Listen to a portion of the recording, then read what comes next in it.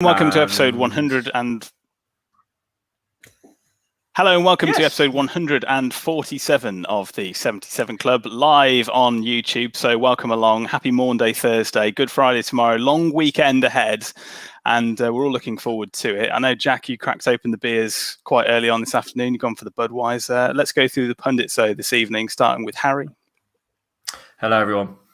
And Dan Bayliss is here. Hello, the world of YouTube and podcasting. And, of course, Jack, the aforementioned Jack. All right, guys. So we'll start really with the international break, I think, and a couple of wins for England. Harry, Conor Coady's in the squad. You said that you're going to get a tattoo of him on your forehead, I think, if he scores the winning penalty that wins us the Euros. How confident are we to begin with that he's going to be in the squad for the European Championships come June 14th? Yeah, I think he will be in the squad just because I think Southgate absolutely loves him. Some of the words Rice has said about him as well is quite positive, saying he's like a leader in the dressing room, things like that. And he was captain, wasn't he, for a bit in the San Marino game? So fair play to him. And yeah, he will go, but I don't think he'll be a starter, unfortunately. Jack, I want to bring you in there because I think you said against teams that are slightly better, you can see Coady playing as part of a back three, maybe. Which is, of course, what he's used to.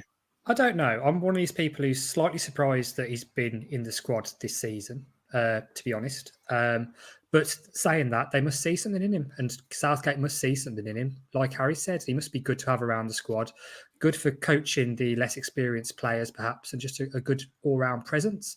So now I think he's got his foot in the door with Southgate. Southgate does like picking the same players again and again. So I think he's got a chance, actually. I think he's got a very good chance of being in the squad at least. Whether he'll be a starter or not, I doubt it. But it does give you the option to, if you come up against a really tough team, I was going to say Germany then, but obviously bad example after their result last night. But in a knockout game where you need to keep the score down, playing five at the back could be an option. But whether the fans will like that or whether it will really work, I don't know. But I think if he gets a place in the squad, to ensure he gets a place in the squad, we need to have a decent run towards the end of the season. If we finish in the top half, then there's no sort of there's no critics really to him getting his place. But if we continue on a bad run of form, there might be questions over it. But I think he's got a great chance, obviously barring injury. And there were rumours going around today that there's going to be 25-man squads for the Euros. Did anyone see that? Just because of the whole pandemic thing and fatigue. Wow. So that gives him 2 extra places to get into. So, fair play to him. Bayliss, what do you think about that? I mean, his form obviously is going to be a huge factor in being selected, but it's also going to be the form of other players as well. I mean, you're looking at Tyrone Mings, similar position, Villa doing obviously slightly better than Wolves in the league. Yeah, I mean, I honestly think Mings and Coady is a better option than Stones and Maguire. Like, genuinely, John Stones isn't particularly great, and Harry Maguire's hugely overrated and overpriced. So it wouldn't be a bad option. I think he'll go anyway. It looks like in that sort of leadership role, Cody's quite well set in the squad and people like him. You saw what Declan Rice had to say about him. So I think it's a foregone conclusion. I think he'll definitely go. It'd just be good to see him play a bit more game time. They could have played him against one of Albania or Poland for a half or something just to give him a bit more time. Stones had a shocker anyway, so...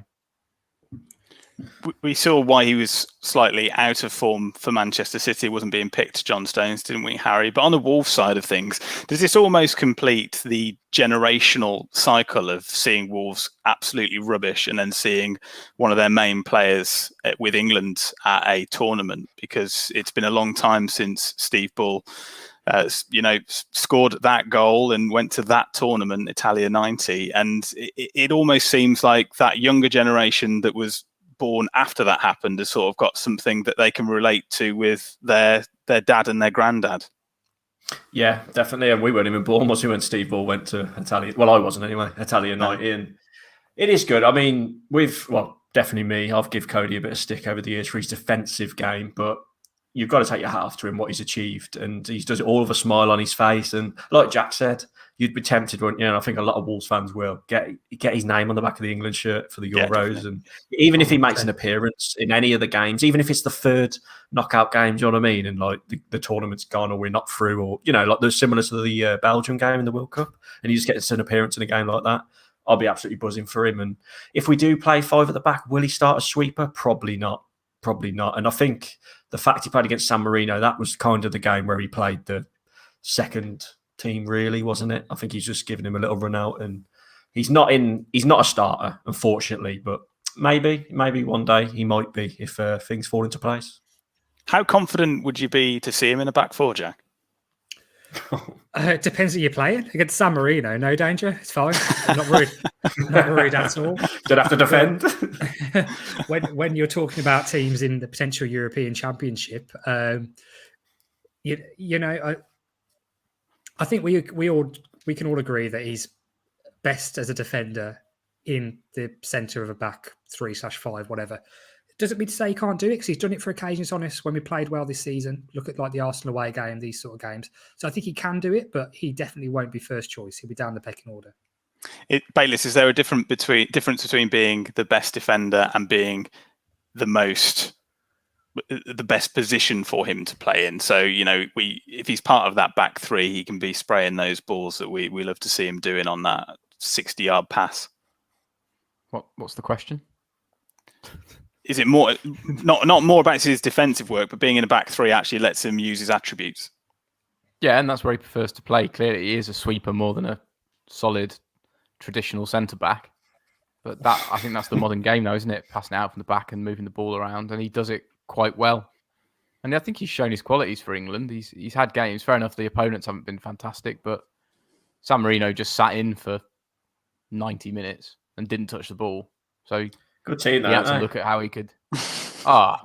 Brilliant. Are any of them professional footballers? Well, I think 2 or 3 of them are, aren't they? A few of them postmen, people like that. Which is a profession, of course. The keeper was class. Their keeper was brilliant. Yeah, he was actually, to be fair. Let's have a look at the wider squad, though. I mean, Harry, we were sort of having a little bit of a disagreement, wasn't it, almost, of who's going to be playing right back potentially. I said it's got to be Kyle Walker, 34 appearances, Manchester City, top of the league this season. But you think the other side of Manchester, the red side, Aaron Wan-Bissaka? Yeah, and I was surprised, we had a look before we come on, that he hasn't made a senior appearance yet, which I thought he had for some reason. I just think he's the best right back we've got. It's a bit of a crowded area, Trippier there as well. Even Trent Alexander-Arnold's in there, and 1 or 2 of them will probably miss out. So I would prefer him out of everyone. I do like Kyle Walker, but the only thing that worries me, when we do come up against the big boys in the later stages, if we do get there, I just think Wan-Bissaka's the best defender out of the bunch.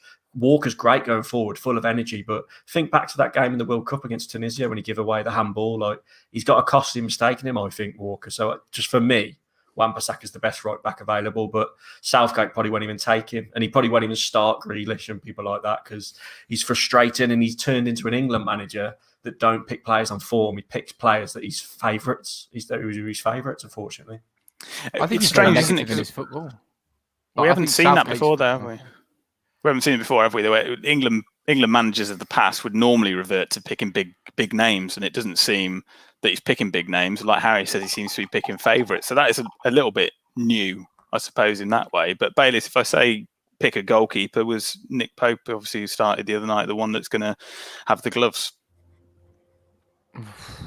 It's better than picking Pickford. So he loves Pickford, though, doesn't he? You see, yeah, I was going to say that's the thing. He loves Pickford, and he wants to play it out from the back. And there was a moment in the Poland game last night where Pope looked a bit uncertain when he had the ball played to him quickly at pace, and he had to clear it. He nearly gave away a good opportunity for Poland. So that's one of the areas where I think we're a bit weak, probably overall, given the way you want to play, because I just don't have any confidence in Pickford at all. He's one of those players who he could be a semi-final of the Euros, and then he decides to 2-foot somebody and give away a penalty and a red card, even though there was under pressure. So I don't know. I loved him in that penalty shootout, though, in 2018. Against Colombia, yeah. Incredible, wasn't it? Yeah. The summer of love. I mean, it'd be great to see something like that again. And obviously, all the omens are there. Wembley hosting a tournament game for the first time since '96, and obviously that did end in tears in the end. But when we look at the attacking options that England have, Harry, I mean, if you're Gareth Southgate, you've got a massive headache come the summer, because there is such an amount of talent in there. Yeah, definitely. I mean, for me, I know he plays for Aston Villa, and I know this is controversial, but I think Grealish should start. Yeah, I don't know exactly how he'll be gone, but I think Grealish has got to be a starter. But he'll start Kane, obviously. I think behind him it should be Grealish, Sterling, and Foden, maybe. But I think he might. He loves Mount, doesn't he? He absolutely loves Mount, so I think he may be in there. But it's frustrating for me. I'd love to see with England. It'll never happen, but I'd love it if they just put out a vote. Southgate picks his formation he wants to play, gives it to the public, and then it goes down to a vote who plays. I want to see that. That would be so much better. The likes of Grealish and that would be right golden buzzer. But the thing is, you just know that Southgate don't like Grealish as a person. I don't think because he's boring. No, I remember when he got asked what his favourite drink was, and he said it's water when he was a player. There's like, what's your favourite drink? Like, he thought you say like lager or something. He's like water. That just is his character. So someone like Grealish, who's a bit out there, a bit of a character, he don't like that. He wants like a boring person. Yeah, Grealish is one of those who we all know he's obviously he could be a nightmare to manage, and he's obviously quite outspoken and a bit of a pleb. But obviously he's classy, and people like that. So, he's brilliant. But also you can't say let England vote for the team because it'll be like, oh, up front's Boaty McBoatface, behind Ian Huntley. And no, you know what I mean. Vote for the squad he's picked. Even Coady might get in that way. You can't just make assumptions like I just like that person in there because it will. You'll end up with the remaining Chuckle brother in goal. David Attenborough will be up front. Yeah, and then it'll be half the Leeds starting 11 that are English. Jaden Sancho, does he get in there, Bayliss? That's a shout. Yeah, that's a shout. Yeah, probably. Yeah, and I thought that Bellingham played all right, although he's again crap opposition. But I think he's a handy player. Did you? I'd like to see him go young again. Did you see that tweet? I think his name's Jason when he said Jude Bellingham's had a shot on target, so England are going to retire his shirt number. I love it. All the Blues fans are buying that. They're going mad. Yeah. So funny. That's just what they needed at that time, wasn't it? Something absolutely atrocious like that. Calvin Phillips, why is he in the England squad? Well, I don't know. Actually, it's a good point because for me, because he plays. Back him up. Yeah, he's a decent player, but. Yeah, I suppose I'm being. If I say he shouldn't be, that's me being a hypocrite because I'm saying I want Southgate to pick players on form, and arguably he's been in really great form this season, hasn't he? In one of the most informed teams going forward of the season. But I would like to see us not have two holding midfielders. I'd like to see us maybe drop him and then put another attacking player in there, or like one of these attacking midfielders we've got. What about Declan Rice? What's he doing there? Because I'd have him sitting. I'd have Declan Rice sitting. He's probably the man, but obviously Henderson as well. He loves Henderson, doesn't he? Mm-hmm. So when he's back in it. When we look at the left back berth, I think it has to be Luke Shaw, doesn't it? On current form, 100%. Or Chilwell. I mean, it's a difficult decision, that isn't it? Oh, actually, I think I prefer Chilwell. That's just me, but I don't know. I think Shaw's decent, but he's come back from the dead this season. Luke Shaw, really. Fair play to him. I think Shaw's been great. I think the hardest pick is the attacking line. What do you do? Sterling annoys the hell out of me, but he's a quality player. Kane's got to start up front. Grealish, you've got to give it a go if he's fit. When you said Sterling, what did you think of that? Lingard's great. With Sterling, what do you think of the penalty last night? When you mentioned Sterling, then it felt like a die for me. I thought as soon as I saw that and watched it back, I was like, it's dodgy that he's already going down. The commentators didn't even mention it. I know it's probably a bit of country bias, but there was never a doubt in their mind that was a penalty. And I was thinking, if that had been given against Wolves, I'd have been fuming because he's already looking for that before he's even touched. Would you say that if all the coronavirus restrictions have been lifted on the 21st of June, it's against Czech Republic and he does that? Free won't mind then. A couple of other names I want to mention because they have to be mentioned. James Maddison. I love James Maddison. The thing is, we're so overcrowded in that area. It's tough, isn't it? It is really tough. And Maddison hasn't really had a look in, has he? Let's be honest. He don't seem to be in favour. No. And he should. Southgate. He's a good player. Yeah, great player. Ward-Prowse is the way he crosses the ball. It's the closest thing I've seen to Beckham in ages. He's absolutely got his goal as well, didn't he, against San Marino? Just got him going. Yeah, I mean, he won't start though. He's probably in he's in a similar situation to Coady, really, isn't he? It's nice to be there. He'd be happy to be in the I think squad, he'd but be he great. won't be a starter. He is a great player, but he plays for Southampton. If Man City sign him in the summer, then he'll start, won't he? Speaking of which, Danny Ings. Well, yeah, that's a rumour, isn't it? He's not going to start for England, obviously, but I feel sorry for Calvert-Lewin because he's been like really informed for Everton, and he ain't going to get a look in either. Yeah, Just but mad, Harry we've got so Kane many is options. worlds above. Oh yeah, Harry Kane's the star man, and although I still don't forgive him for not passing to Sterling in the World Cup. So. I mean, Marcus Rashford again is another player that didn't make the squad. We're spoiled for choice, aren't we? But Southgate will find a way to mess it up in a selection. He will. He'll pick Benson and Hedges. It will be interesting though, wasn't it? I mean, England have usually had good goalkeepers, but I don't really have any faith in any of those, and they're sort of in the prime of their goalkeeping careers at 28. I mean, Dean Henderson's a little bit younger at 24. I mean, maybe he should get a little bit of a look in, but he hasn't had the game time. Sam Johnston has had a lot of work to do this season. I think he's made the most saves in the Premier League, hasn't he? And for obvious reasons, because Albion are rubbish. But is that enough? It'd be interesting to see what happens, and I think it's got scope to be an incredible tournament anyway, hasn't it, Dan? Just because it's post-COVID potentially in the UK, and everyone's going to be loving life again. Have I done something, Harry? Sorry. Yeah, hold on. Let me just pop this up. Does this come on? Will this come on the screen now? Did you see it? Oh, there's some Ada, says Martin Webb. He didn't actually get. He didn't get selected for Portugal, did he? This international break. Shite. So maybe Bayliss is right. Martin, you've got him going now, son. That was easy, Bayliss. That was easy, right? Well, we're talking about the Euros, so there's no point bringing up Semedo because he isn't going to be there. That is a bite. That is a bite. That just go back though to what you were just saying about who they play for. Because do you think that he's got dropped from the Portugal squad because he's moved to Wolves? If he was playing for Barcelona, he wouldn't have got dropped, would he? Oh, he'd be in there. It's because he's past his best. No, but you think the last international break, he was flying for him. He was like setting up. He set up Neto for his goal, if you remember. So he was pretty decent. I don't know what it was. Maybe they were just. And also, but if you're watching him, I think in the last few months he's been really good. Overall, I actually do think he's been a lot better in the last 3 or 4 games. Is this apology territory? No, not yet. But he's been markedly better. But we've played better as well. Very true. Very true. He's worth more than me. If I'm ever worth 33 million quid, mate, I won't be doing a podcast on a fucking Thursday night. Tell you that much. I thought you were. The way you go on about it sounds like you are. Let's turn our attention to... He's getting the chat going. Turn our attentions to the next Premier League game. Got a little bit of a wait. I mean, we're probably going to be extremely hungover and nowhere near as excited as we are now. But it's been quite a long break. Harry, has it come at quite a good time, though? What with injuries and stuff? And it means the games are pushed back a little bit more and there's more chance of potentially seeing Raul again. Obviously not this Monday, though.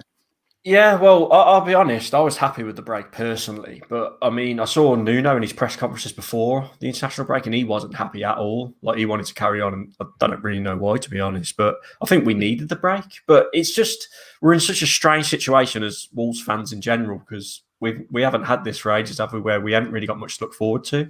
We literally all we've got is Raul's return and the West Brom game, which probably be a no game either. But West Ham are flying. They're literally on the verge of the top 4, which is insane. Because if you think back to when they beat us 4-0, we did a post-match reaction on the YouTube channel saying that they are relegation battlers, and it's crazy we lost 4-0 to them. So that's how good we are. You might as well turn off now.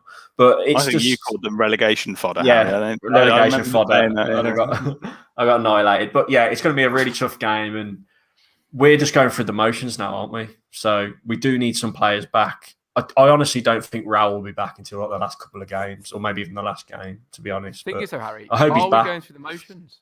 Because we threw away the FA Cup, which suggests to me that they are trying to get as high up the league as they can. Because if we are now going through the motions and we see 5 or 6 crap on the beach games of football, you have to say, why the hell did we throw away the FA Cup then? Yeah, I agree. And especially with the news. Well, what's the latest with the fans? It's like It's all changed, hasn't it? We That's got quite funny. when we Jack, heard you about the put fans. that in the group earlier, didn't you? I think saying that it's going to be 4,000 local fans, and it just so happens. And how far away are you based? Would you count as a local? Because you sort of said, "Oh, I'm glad we went out," and then on second recollection, it looked like you might actually get in. 14 miles. My place is from Wembley. The thing is, though, I don't. Would you want to go with 4,000 randomers who from around where you live, rather than Wolves fans? Not at all. Not for all like you. Destroys the whole spectacle, doesn't it? And it's just like, oh yeah, you've got to sit there with your mask, nowhere near anybody, and all the people watching are just, they support Brent United, whoever, and so there's not a team. I reckon there are 10 million people. But Sam, I reckon there are 10 million people between me and Wembley Stadium. 10 million. Could easily be. Yeah. I'm with I might be a local, but it's quite a long list. Yeah, no, I'm with what Jack said though. Like I think it's a few podcasts ago where just leave it till August or whatever it is. Just let this season ride out as no fans now. Might as well, haven't we? Like, was it Man United our last game that potentially could have it? Just leave it now. That's just my view on it anyway. It's not worth the hassle and the messing about and all the trying to get tickets when they're only going to let 5,000 in or whatever it might be. It's just not worth the stress. When I go back, I want it to just be chilled, go with your mates. Hopefully it'll be a nice August. Chilled? You're going to be asleep at no chance. We'll be smashed. Chilled in the morning, swan until 2 a.m. Be sick on the way home. Hate myself on Sunday and then do it again. The good old days. And they do it all again. Let's remind ourselves. Let's go through a starting 11. Harry, what are you going to go for? Wow, good question. What was the last one? I can't remember. It's been Fantastic so long. Question. The big question for me is if Podence will return, because I want to see him back in. Doesn't sound like it from today's press conference. No, and I think he's going to continue with Willie and Jose.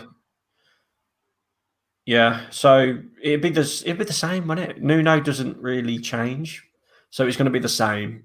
I would love to see us be adventurous and switch to like a 4-2-3-1, but as we know, that didn't work. We need Raul back, so it's going to be the 5 at the back as Coady as sweeper.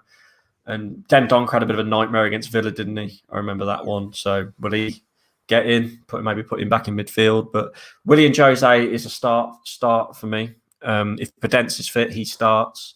Because as we know, Traore, I don't know. Maybe all of them will start when they Neto, Podence, Traore. Matinho and Neves, would you start them two, or would you slot Den Donker in one of them? I don't know. But I think it'll be the 5 at the back, and Nuno won't change too much from the last game we played, which was about a million years ago now.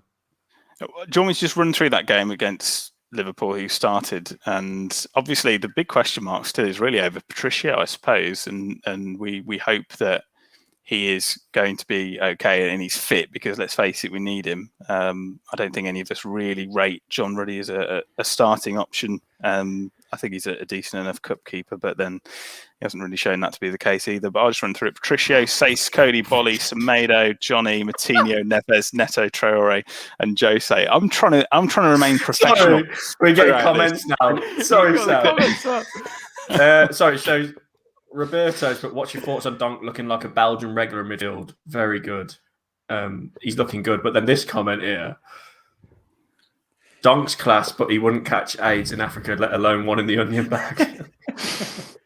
His finishing is terrible. I agree. He's one of those players who, whenever he's hitting the goal, you just know he's going straight at the keeper.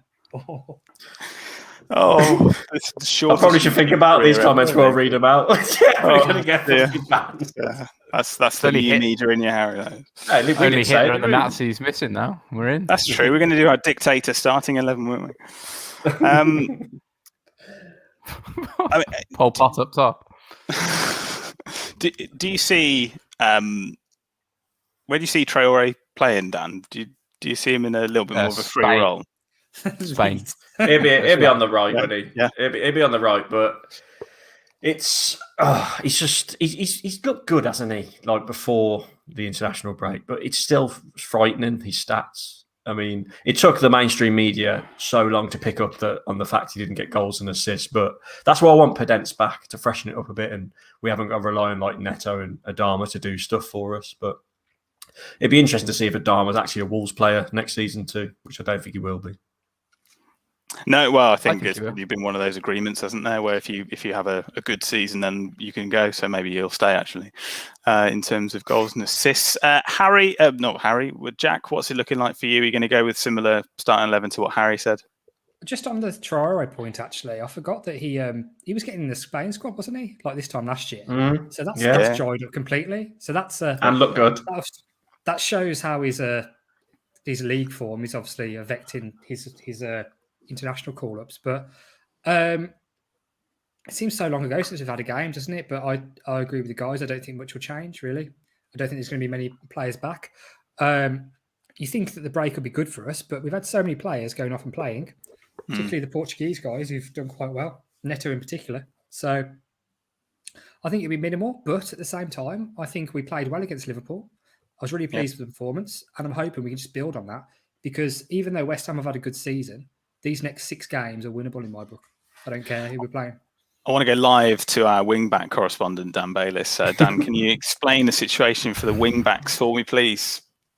I don't know what the situation currently is. The wing-backs, I don't know who's fit. They've Don't all know, disappeared, Jeff. haven't they, for 3 weeks? I don't know, Jeff. Semedo's class for a start. We've got Johnny left wing back. It's going to be Johnny and Semedo. I'm not as concerned now with our wing backs. It's how we're putting together team performances. And we've had now 30-minute to a half a game spells where we've actually been really good. So as long as we keep up decent performances, it's naturally going to get better and we're going to score chances. Liverpool was a bit of a shitter just because of it was what happened. But we did play well on the whole. We were decent. It's just performances. And look like attacking and look threatening. And Semedo, for once, actually tried to go on the overlap and got us in attacking positions. And if he can do that more, quite well as well. To be fair to him, if he can do that more, then that's how we're going to create chances. Let's do a score prediction, Harry. Well, West Ham, we haven't spoke too much about them. They're flying, and I think they'll beat us. As simple as that. They're really gunning for the top 4. They've got stuff to play for, like I've mentioned. So I'm going to say 3-1 West Ham. Unfortunately. Oof, right. Okay. Jack. No, we have a very good record against West Ham, apart from that 4-0 away game. I was going to say, do we? No, yes, it's coming up. That's the first time. Yeah, I suppose. Yeah. So, and hopefully we're back to normal service. Granted, they've had a great season, massively exceeded my expectations, but I think hopefully now we can build on that Liverpool performance and everything and go on a little bit of a run. So 2-0 Wolves. And Bayliss. I think we're going to lose 2-1. And I think Lingard's going to score. Well, that's true. He's in great form, actually, isn't he? To be fair, that is like a phoenix from the flames, isn't it, Harry, with Jesse Lingard? Afternoon, Richard. Yeah, he's been brilliant. He's been there. Like I haven't rated Lingard at all at Man United. I never liked him. He scored that good goal for England in the World Cup, didn't he, in 2018? But I think it's been a move that's just revitalised his career, hasn't it? He's been on flames for him, and he could be the player that does get them into the top 4 if they do manage to get there. So fair play to him. You've got to take your hat off to how he's done. Excellent. Right, I'm going to go 2-1 Wolves, obviously. Jack, did you have something to add there? Just that it goes to show how some players go into can just rot at Man United and then leave and have much better careers. And also that maybe we aren't taking advantage of the loan market in this country enough as we should be. Because we've got Lingard. You'd think we don't look to it, do we? I know this podcast has been quite heavy Villa because of Grealish, but I would have loved it if we'd have got Ross Barkley in the summer, someone like him. Oh, mate, I know he's absolutely agree. Yeah, I know he got injured, didn't he? But he started. No, when he started off, obviously he was brilliant for him. He got injured and he hasn't been the best since he returned. But someone like him who's been there, done it, obviously got bloody signed for Chelsea, didn't he? Which is mad. Really good at Everton, but we won't do that. We're always looking abroad to players we've never heard of, let's be honest. We have to rely on someone else to give us a YouTube link to see how they are when they come in, like we did with Willie and Jose, watching him scoring headers for fun and things like that. And then they never do it, do they? I mean, when Frankowski come in, I don't think YouTube exists. Unbelievable that. I remember seeing clips of him banging them in top bin, going at the right side of a Renault Express, that man. He scored against England as well, didn't he, for Poland? And that was sort of put him on the map a little bit. Hold on, Martin says here, Sam, bad attitude, Barkley. That's why we didn't get him. True, yeah. Worse than Morgan Gibbs-White? Oh, that's a good point, yeah. Spends less time on bloody TikTok than Morgan Gibbs-White. That's very true. That is very true. Martin also says, who do you think we'll realistically be in for? And honestly, Martin, like we just said, it'd be Portuguese players, wouldn't it? It will be Portuguese. I think so. Yeah. It's not the whole even a Villa, joke. the whole Villa thing. It just goes to show how one good transfer window can completely change your team and your league position. And let's be honest, in the last 2 or 3 transfer windows, they've not been good enough for us. We've stagnated. We've not gone forward. So this summer transfer window is massive for us, I think, because we need to bring in first team players and experience. And we can't just say, oh, we're going to sign this 17-year-old who's from Benfica and that'll do. And then we'll be all right. For 40 million. Because and George Mendes gets like 8 million of it as well. It's a massive Richard reckons 2-2. 2-2, not too bad. Well, let's get some latest betting odds. I think Bayliss has picked up some, so we'll pass over to the betting extraordinaire. Hello, betting fans, especially Richard, because I've actually got your bet 2-2 preloaded up, but I'll save it to the end. Firstly, my pick, 2-1 West Ham, Lingard to score first, 66-1. It's a decent price, that. Ooh, not too bad. Yeah. 1-0 Wolves, Ruben Neves to get the goal, probably from a penalty, 35-1. It's not great value. 2-1 Wolves, Johnny to score the first goal, 200-1. A repeat of last time out, West Ham 4-0, Antonio to score first, 260-1. Wow. There's not much everyone's favourite betting. Come on, everyone's favourite guessing game. 2-2 draw, Richard. Nelson Semedo to score first. Oh, fuck off, Billy Raz.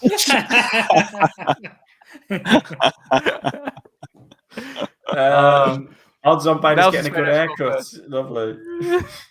Odds on me getting a good haircut. It's even money. I'm going 18th of April. R&M Quality Barbers, Hither Green Lane, South London. We're in. £21. Lovely. Anyway, back to serious matters. Semedo's 2-2 draw. What are we saying? Oh, well, it's been in the hundreds, isn't it? I'd love it to happen. I just want Semedo to score, Bayliss, just to just love shut it. you up, really. Yeah, I just love it. I just love it if we beat them.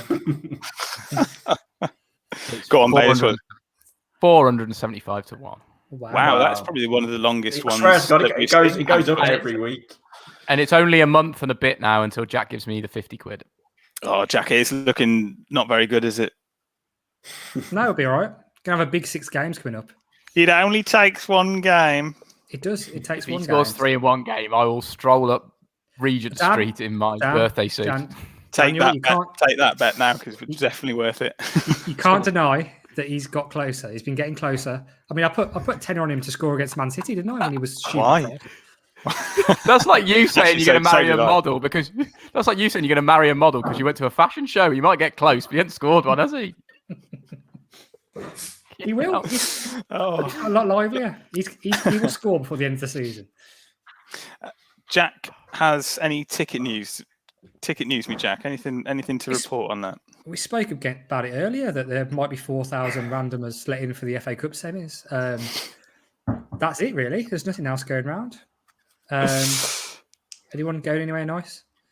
I was going to say, for the first time, Wolves supporters can watch Wolves women live on Wolves TV. Dan McNamara's side are facing Nottingham Forest in the Vitality Women's FA Cup, which is on Easter Sunday, and kickoff is at 2 p.m. So there you go. If you want to go and support Wolves women, whack it on Wolves TV. Jobs are good. And some other talking points that we wanted to bring into this, and Dan, I think you saw it and I saw it, and we both said, "Oh, we need to talk about this." It was a while ago now, so it's sort of when we thought we were going to do a podcast, and then we didn't. But it was when Marco Van Basten, came out and he said he thinks football would be better without the offside rule. Dan, avid hockey player, and obviously a big advocate of professional footballers going and playing a bit of hockey so they can sort of get into the groove and learn a bit about sport. Good for coordination and fitness. What do you think about football having no offside rule? Well, weirdly, I know that you made the link because obviously hockey used to have an offside and doesn't now have one. Makes it a quick game and it takes a lot of controversy out of the sport. After a couple of seasons, it's like the pass back thing. You used to be able to pass back in football and now you can't. Yeah, people have got that was shocking. I'm glad they updated that. Do you know what? Shocking. It'd save a hell of a lot of moaning. And you'd see some great new tactics, people just sticking blokes in the box. And I was going to say, would it completely change the dynamic of tactics? I think they tried it at a very, very low level, like a little pilot scheme, but I just think the whole tactical dynamic changed. Put it this way, Sam Allardyce would be the best manager in the world because he'd just get everyone standing on the goalkeeper and he'd boot it 100 million yards into the air and just get like a massive striker to chest it down and someone tap it. I think it's terrible. I think the reason the offside rule came in... No, but the reason the offside rule came in back in the day, whenever it was, God, no idea when. It was to stop goal hanging. Yeah. So you've got to have the offside rule. It's stupid. Unless you have no head height, like in five-a-side, you've got to have offside. It's so stupid about it. And let's not forget the only reason we're having this conversation is nothing to do with offside. It's to do with VAR, isn't it? That's the reason why people are getting frustrated with it.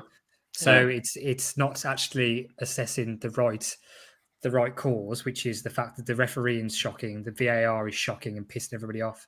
It's not the offside rule. It's probably a good rule overall. But that said, in hockey, I know it's a different ball and everything, it's a completely different sport, but you still don't really get people you can just huff it forward as hard as you possibly can in the air and try and score from it. But still, the best passing and moving side normally wins a game. It is hard to head a hockey ball. What's the score in a hockey game? From the... do you know what? That's why my nose is this bloody big. That's jeans and hockey. That's long head of the ball, bloody hell. Bayless, what's the average score in a hockey game? Higher than football. And that it must be down to... I don't know the stat of what it is. You're also hitting the ball a lot harder and it's a lot smaller and a lot harder to stop. Martin's got a decent question here while we're waffling about Vitinha. Sorry for the podcast listeners, because we are live on YouTube. You've seen Vitinha during the international break, only under 21s, but he's been different gravy. Yes, and Nuno still won't start him, Martin. He won't, will he? Yeah, I don't think he will. No. It doesn't He's fit been in our decent.